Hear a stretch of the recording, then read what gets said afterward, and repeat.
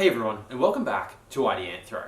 Today we are going to be talking about two observations that I've made while I've been in New Zealand for the New Zealand Stormwater Conference that I think are really important when we consider water-sensitive urban design in the Australian context.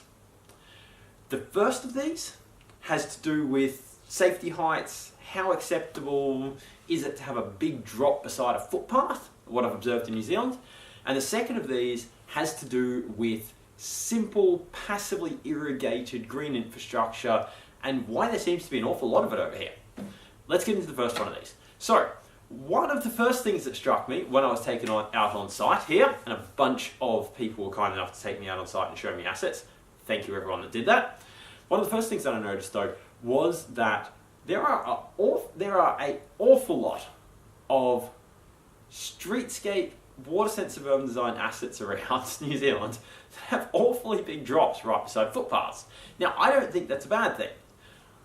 But if you're coming to this from the Australian context, you're probably used to seeing pictures like this, or like this, where we're seeing as soon as there's any sort of drop next to a footpath, sweet, we got to whack up a fence. It might look good, it might also look a bit terrible. But in New Zealand, I didn't notice this. And what's more, when I asked people about this, it was like, okay, forgive me here, maybe I sound a little bit kind of paranoid Aussie, but why aren't you fencing these things? People seemed perplexed. People seemed like, well, why would we? Now, I'm not raising this necessarily to say, well, let's just go stop fencing things. But I am raising this to go, well, why? Why is it different in New Zealand to Australia? Now, like the superficial answer, you might immediately jump to something like, well, Australia's got quite a litigious culture. But for me, that doesn't quite do it. In fact, I've talked about this before in the previous episode, to which I do not know the number, but hopefully we'll remember to put the number on the screen right here.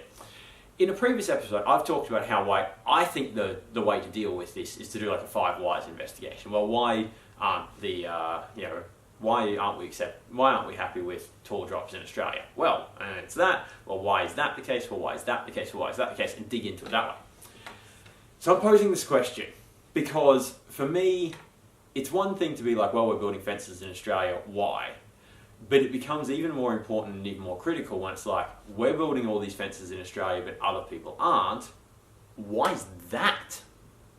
Because it gets rid of this immediate assumption that building fences around any sort of drop next to a footpath is actually the right thing to do. Once someone else is not doing that really, really regularly, sometimes we're like, okay, yeah, we need to consider this. So that's observation number 1 that I made. Observation number 2. I was really, really surprised by the number of passively irrigated street trees, garden beds. Let's throw a few pictures up here. So maybe some street trees up here, maybe some garden beds at a Woolies here. Let's throw a few more examples up over the top of this as I'm talking. Now, some of these, many of these in fact, there were issues with how the surrounding land was graded and actually how much water was going to get into these. There were some fine detailed problems with implementation. But what struck me was just the sheer quantity of what would have been like normal garden beds or normal tree pits that had simple modifications done to them to give them a cracking chance of being self-watering or passively irrigated. And it was occurring in such numbers that, again, I'm not used to seeing back home, at least in Brisbane. I can't really speak for the other cities in Australia. So again, that got me wondering why. So, you've seen some images of these flip up on the screen. Again, the point here isn't really just to say, hey, here's some good ideas, why don't you implement them? But what struck me here is I've been thinking about lately, actually, something that you hear really regularly from people, particularly in Queensland, when we look at our development objectives and what developers end up building and what consultants design for developers to meet these stormwater treatment objectives, the 80-60-45 percentage reductions in sediment, phosphorus and nitrogen respectively. It's just become the default practice to build bioretention systems. Like, that's the default, and I actually think that's the logical response for a few reasons. People have spent the time and gone, look, for the rules that we've set up, this is the cheapest, cookie cutterist, easiest to get through DA, least risk approach to get this done. I don't think that's particularly logical. What's really interesting here is, why is it the case that in spite of the fact that New Zealand has had stormwater objectives of some sort, and they've recently made a bit of a change, that I saw these at least somewhat passively irrigated structures, some of which had a few design flaws. Why is it that these passively irrigated structures have been implemented what seems to be quite consistently over quite a period of time? Because some of these were well over 10 years old from what I've been led to believe about when the developments therein happened. But some of them are quite recent. Some of them are like within a couple of years old. So there's been this consistent pattern. And that's what I don't see very often in Australia. You can go out to older, quite water sensitive developments in Australia, and you'll see really simple like flush curbing stuff quite regularly in quite high quantities.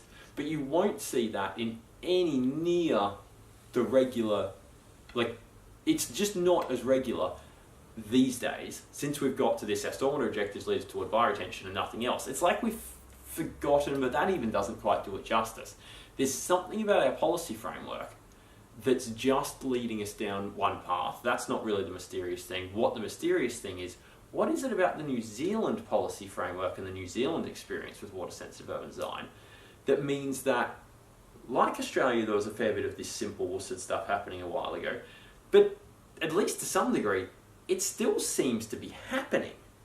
What is it about New Zealand policy that allows that to happen? And implicit to this, I think in my mind, you can probably tell that implicitly, I think this is a positive thing. So what is it about the New Zealand context, and what can we take back to Australia, maybe to make some of this happen? And that's where this episode is going to end. Thank you for tuning in. You have two questions to consider. What is it about the New Zealand policy context? So the second question was, what is it about the New Zealand policy context that seems to still encourage these low-tech, passively irrigated, water-sensitive features, as well as building rain gardens and other more high-tech WSUD features? And the first question, which has now become the second question in this conclusion, why did I do that? The first question is, why does it seem to be acceptable in New Zealand to have relatively higher drops into rain gardens beside footpaths compared to Australia, where anything with really even quite a subtle drop, it's like, fence it. Sweet. Thank you for tuning in. Enjoy considering those questions. We'll see you next time.